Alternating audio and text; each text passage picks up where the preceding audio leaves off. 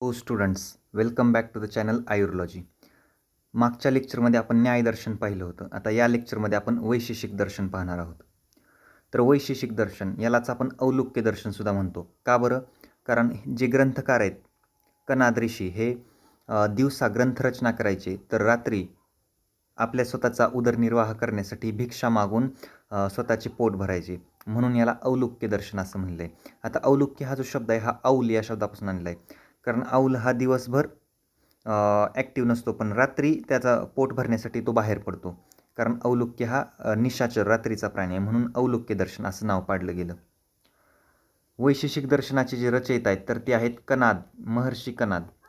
महर्षी कणाद. आता कणाद या शब्दाचा अर्थ काय होतो बा? कण प्लस अद म्हणजे काय? तर कण म्हणजे धान्याचे कण व अद म्हणजे खाणे. जे धान्याच्या कणाला वेचून जमा करून त्यावर आपले भरणपोषण करीत असतात त्यांना कणाद असे म्हणतात. बरोबर आहे? म्हणजे जे धान्याचे कण वेचून खातात आणि त्याच्यावरती आपलं भरणपोषण करतात त्यांना आपण कणाद म्हणलेले. ज्या प्रकारे न्यायदर्शनाचा ग्रंथ होता न्यायसूत्रे, त्याचप्रमाणे वैशेषिक दर्शनाचा ग्रंथ आहे वैशेषिक सूत्रे. याच्यामध्ये 370 सूत्रे तसेच 10 अध्याय नमूद केलेले आहेत. आता वैशेषिक दर्शन हे षटपदार्थांना मान्य करते. बघा, षटपदार्थ कोणकोणते आहेत?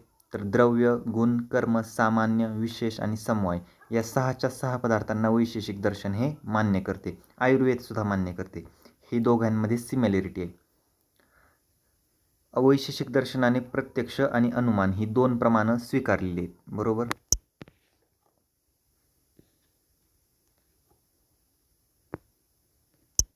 आता कणादांची द्रव्योक्त संख्या. कणादांनी किती द्रव्य मानले आहेत? तर 9 द्रव्य मानलेले आहेत. कोणकोणते? खादिन्यात्मा मनः कालो दिशश्च दिव्य संग्रह. आता बघा, पृथ्वी, जल, अग्नी, वायू आणि आकाश. खादिन्यात्मा ख प्लस आदी म्हणजे पृथ्वी आणि आदी म्हणजे बाकीचे, आदी म्हणजे इत्यादी. पृथ्वी, जल, अग्नी, वायू आणि आकाश हे 5 पंचमहाभूत झाले. त्याचसोबत दिशा, काल, आत्मा आणि मन हे 4. हे जे 9 आहेत हे 9 वैशेषिक दर्शनाने सुद्धा मानलेले आहेत आणि आयुर्वेदाने सुद्धा मानलेले आहेत. ओके. परत वैशेषिक दर्शनाने किती गुण मान्य केलेले आहेत? तर 17 गुण मान्य केलेले आहेत जवळपास. रूप, रस, गंध, स्पर्श, संख्या, परिणाम, पृथकत्व, संयोग, विभाग, परत्व, अपरत्व, बुद्धी, सुख, दुःख, इच्छा, द्वेष व प्रयत्न हे 17 गुण वैशेषिक दर्शनाने मान्य केले आहेत. तुम्ही फक्त आकडा लक्षात ठेवा 17. हे असतील नसतील ठीक आहे, काही गरज नाही. कारण MCQला किती मान्य केले म्हणल्यावर तुम्ही 17 टिक करून येणार.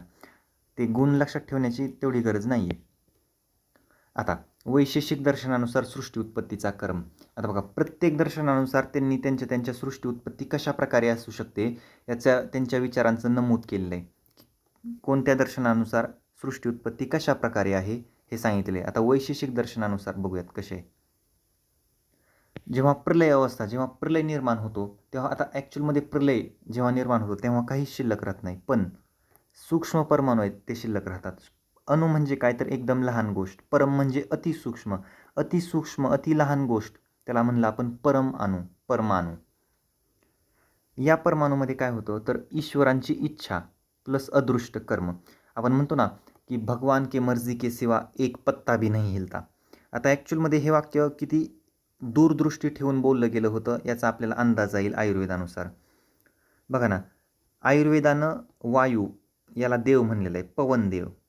आता भगवान के मर्जी के बिना एक पत्ता भी नहीं हिलता म्हणजे झाडाची जी पानं आहेत ती वायूशिवाय हलणारच नाहीत. बरोबर आहे? कारण कुठलीही हालचाल करण्यासाठी वायू हा पुरेपूर जबाबदार आहे. मग जर वायू जबाबदार आहे तर मग म्हणूनच वायूला देव, पवनदेव म्हणलेलं आहे. आणि म्हणून मग ते काय म्हणले? ईश्वराची इच्छा. वायू देवाची इच्छा असल्याशिवाय काहीही होणार नाही, म्हणजेच वायूची. कारण पवनदेव वायूला आपण देवाची उपमा दिली ना, त्यामुळं असं. तर ईश्वराची इच्छा प्लस अदृष्ट कर्म याने काय होतं? तर याने परमाणूंमध्ये गती निर्माण व्हायला लागते. परमाणूंमध्ये गती निर्माण झाली की त्यांच्यामध्ये जो फोर्स आहे तो एकमेकांना जोडण्याचा प्रयत्न करतो. मग परमाणूंमध्ये जशी गती निर्माण व्हायला लागली, 2 परमाणूंचा संयोग झाला. एकापासून 2, एकाने दुसऱ्याला चिटकले. 2 परमाणूंचा संयोग झाला.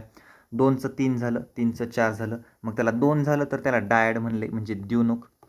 3 झालं तर त्याला म्हणले त्रिनक, आणि परत 4 तर टेट्राड म्हणजे डायाड प्लस ट्रायड टेट्राड. अशा प्रकारे हे परमाणूंचा संयोग होऊन होऊन होऊन लाखो असंख्य कोटी हे परमाणूंचा संयोग होऊन स्थूल पदार्थाची निर्मिती केली जाते.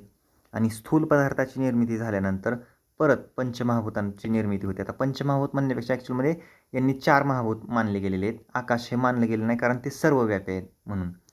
तर पंचमहाभूतांची निर्मिती म्हणण्यापेक्षा 4 महाभूतांची निर्मिती होऊन त्यांच्यापासून परत विश्वाची निर्मिती होते, हे असं सांगितलेलं गेले. म्हणजे काय, आता थेरीमध्ये बघा, प्रथमतः 2 परमाणूंमध्ये ईश्वर इच्छेने आकर्षण उत्पन्न होऊन त्यांचा द्विनुक, नंतर त्रिनुक म्हणजे डायाड, नंतर ट्रायड, नंतर टेट्राड, अशा प्रकारे अनेक परमाणूंच्या संयोगातून पृथ्वी, आप, तेज, वायू या 4 महाभूतांची उत्पत्ती होते. बरोबर. आकाश महाभूत हे सर्वव्यापी असल्याने त्याला मानले गेलेले नाही. तर आणि या 4 महाभूतांपासून सृष्टीची उत्पत्ती होते सांगितले. आता वैशेषिक दर्शनाचा परमाणुवाद. आपण जेवढेही दर्शन पाहिले, प्रत्येक दर्शनामध्ये एक गोष्ट कॉमन आहे. प्रत्येक दर्शनाने त्यांचे काही खास सिद्धांत सांगितलेले आहेत, काही वाद सांगितलेले आहेत. आता वैशेषिक दर्शनाचा परमाणुवाद काय आहे, कारण वैशेषिकांनी परमाणूबाबत फार मोठं डिस्कशन केलेलं आहे. त्यामुळे मग परमाणुवाद काय आहे हे समजून घेणं गरजेचं आहे. बघा, परमाणुत्वम परिमाणवान परमाणु काय सांगतो बघा. जो परम अणु म्हणजे अतिसूक्ष्म आहे, जो अतिसूक्ष्म परिमाणवाला आहे त्याला परमाणु असे म्हणतात. परमाणु म्हणजे काय, की जी गोष्ट अतिसूक्ष्म आहे, अतिसूक्ष्म, ज्याला परत विभाजनच करता येणार नाही. अशा प्रकारे अतिसूक्ष्म भाग झाल्यानंतर त्याचे विभाजन होऊ शकत नाही, अशा परमसूक्ष्म कणाला परमाणु म्हणतात. बघा, तुम्ही एक कुठलीही गोष्ट घ्या, समजा एक ॲपल घ्या, त्या ॲपलला असंख्य तुकड्यांमध्ये कट कट कट कट करत जावा, आणि जो एकदम शेवटचा एकदम अतिसूक्ष्म कण आहे त्याला आता डिवाईड करताच येत नाही, तो जो कण आहे तर तो आहे परमाणु. त्याला परमाणु म्हणजेच अतिसूक्ष्म कण असं म्हणलेलं आहे. परमसूक्ष्मवयव परमाणु म्हणजे अतिपरम किंवा अतिसूक्ष्म विभाग म्हणजे परमाणु होय. परमाणुवाद हा वैशेषिकांचा एक विशेष सिद्धांत आहे. बरोबर. प्रत्येक पदार्थाचे कारण त्याचे समवायी कारण आहे व त्या अवयवाचे सुद्धा अवयव असतात व त्याचेही समवायी कारण आहे.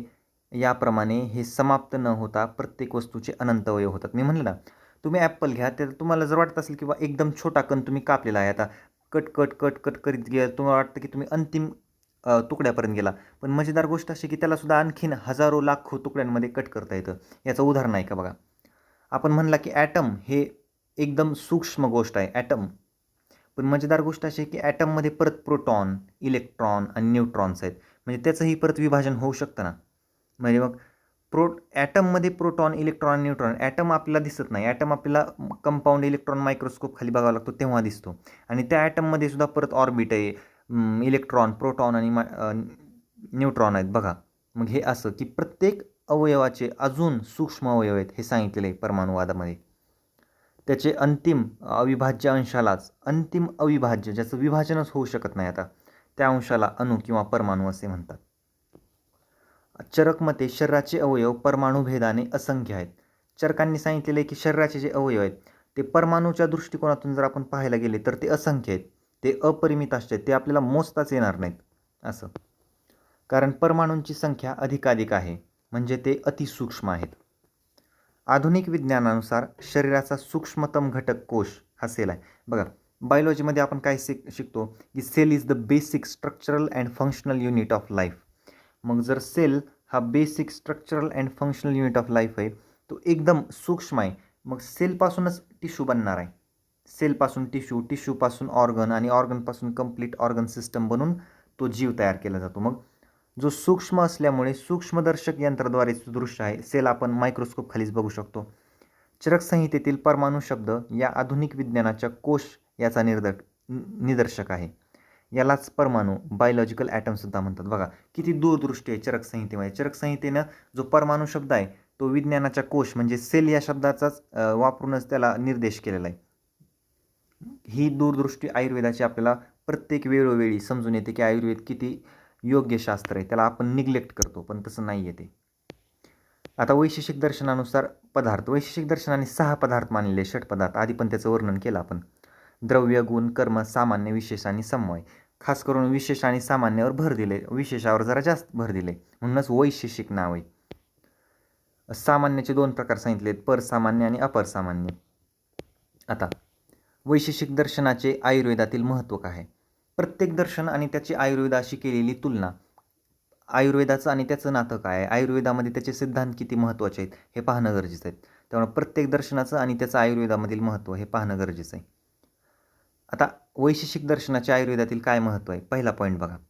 आयुर्वेद शास्त्राने वैशेषिकांप्रमाणेच खालील 9 द्रव्ये स्वीकारली आहेत. वैशेषिकांनी खादीन्यात्मा मनः कालो दिशेष्य द्रव्य संग्रह म्हणजे पृथ्वी, जल, वायू, तेज, अग्नी तसेच मन, काल, दिशा आणि द्रव्य ही 9 द्रव्ये स्वीकारलेली आहेत. आणि आयुर्वेदाने सुद्धा ती 9 द्रव्य स्वीकारलेली आहेत. आत्मा, मन, काल, दिशेष्य आणि पंचमहाभूत ही 9 द्रव्य.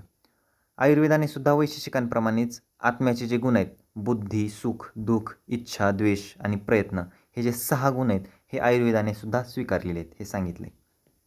आता वैशेषिकांनी वर्णित केलेल्या षट पदार्थांचे यांचे वर्णनसुद्धा चरकसूत्रामध्ये आपल्याला पाहायला मिळते.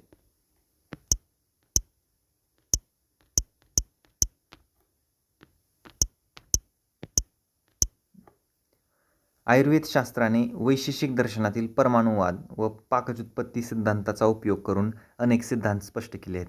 आयुर्वेद शास्त्राने जो वैशेषिक दर्शनातला परमाणुवाद आहे, सूक्ष्म अतिसूक्ष्म गोष्ट ज्याचं अविभाज्य अंग आहे, या परमाणूपासून सगळ्या सृष्टीची उत्पत्ती होते, हे आयुर्वेद शास्त्राने मान्य केलेले आहे. त्याचसोबत परत वैशेषिक दर्शनाने सांगितलेल्या प्रत्यक्ष व अनुमान या 2 प्रकारांचा प्रमाणांचा उपयोग आयुर्वेद शास्त्राने अधिक प्रमाणात केलेला आहे. आता वैशेषिक दर्शन आणि प्रत्यक्ष आणि अनुमान हे 2च प्रमाण स्वीकारलेले आहेत आणि या 2 प्रमाणांचा उपयोगसुद्धा आयुर्वेदशास्त्राने भरपूर केले आहेत. तर हे होते आयुर्वेदशास्त्र आणि वैशेषिक दर्शन यांच्यामधली साम्यता किंवा यांचं जे काय महत्त्व आहे. आता न्याय व वैशेषिक या दर्शनातील फरक काय बघा. सांख्य आणि योग हे एकमेकांस पूरक दर्शन आहेत, पण काही फरक आहे थोडासा. त्याच प्रकारे न्याय व वैशेषिक हे एकमेकांस पूरक दर्शन आहेत, पण काही गोष्टींमध्ये विभिन्नता आढळून येते. ती काय आहे हे पाहूयात आपण.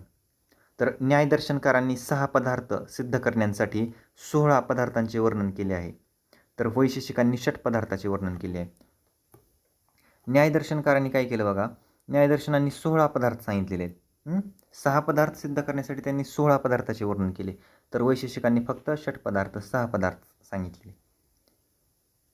आता न्यायाने चतुर्विध प्रमाण, तर वैशेषिकांनी फक्त प्रत्यक्ष व अनुमान हे 2च प्रमाण स्वीकारले, बरोबर आहे. न्यायाने काय केलं, न्यायाने 4 प्रमाण स्वीकारलेत, प्रत्यक्ष, अनुमान, उपमान व युक्ती, बरोबर. आणि पण न्यायाने काय केलेलं आहे, वैशेषिकांनी काय केलेलं आहे, ते त्यांनी फक्त प्रत्यक्ष आणि अनुमान हे 2च स्वीकारलेले. न्यायिकांच्या मते समवाय पदार्थ प्रत्यक्ष विषय आहे, तर वैशेषिकांच्या मते तो अनुमानाचा विषय आहे. न्यायदर्शनानुसार त्यांचं असं म्हणणं आहे की जो समवाय पदार्थ आहे तर तो प्रत्यक्ष विषय आहे, तो प्रत्यक्षाचा विषय आहे. पण वैशेषिक म्हणतात की नाही, तो अनुमानाचा विषय आहे, त्याचा अनुमान केला, त्याला प्रत्यक्ष पाहिलं जाऊ शकत नाही, हे वैशेषिकांचं मत आहे. चौथा फरक बघा, पाकचुत्पत्तीचा जो सिद्धांत सांगितलेला आहे त्या सिद्धांताला सांगत असताना, त्याला एक्सप्लेन करत असताना न्यायांनी काय केले, न्यायांनी पिठर पाकवाद सांगितलेला आहे, तर वैशेषिकांनी पिलू पाकवाद एक्सप्लेन केलेला आहे. तर हा पण फरक आहे. न्यायांनी प्रमेयाची संख्या 12 इतकी सांगितली आहे, हे महत्त्वाचं आहे. न्यायांनी प्रमेयाची संख्या 12 सांगितलेली आहे, पण वैशेषिकांनी असे काही वर्णन केले नाही. प्रमेयाबद्दल वैशेषिकांचं वर्णनच आढळून येत नाही आपल्याला. न्यायदर्शनाचे प्रवर्तक म्हणजे न्यायदर्शनाचे रचयिता हे कोण आहेत, हे आहेत अक्षपाद गौतम. तर वैशेषिक दर्शनाचे प्रवर्तक कोण आहेत, तर महर्षी कणाद.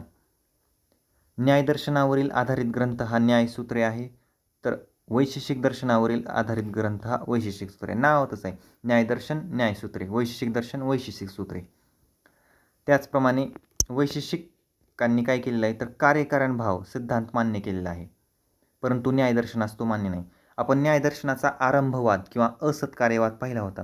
त्याचं म्हणणं होतं की असं कार्यकारण भाव म्हणजे जी कार्याची उत्पत्ती आहे ती कारणामध्ये सत्स्वरूपात प्रेझेंट नसते, हे न्यायाचं म्हणणं आहे. ते असत स्वरूपात असते, म्हणजे कार्याची जी उत्पत्ती आहे ती नव्याने उत्पत्ती होते, ते कारणामध्ये प्रेझेंट नसते, हे न्यायाचं मानणं होतं. पण वैशेषिकांचं तसं म्हणणं नव्हतं. वैशेषिकांचं म्हणणं होतं की कार्य जे आहे तर ते कारणामध्ये सत स्वरूपातच प्रेझेंट असतं, ते असत स्वरूपात नसतं.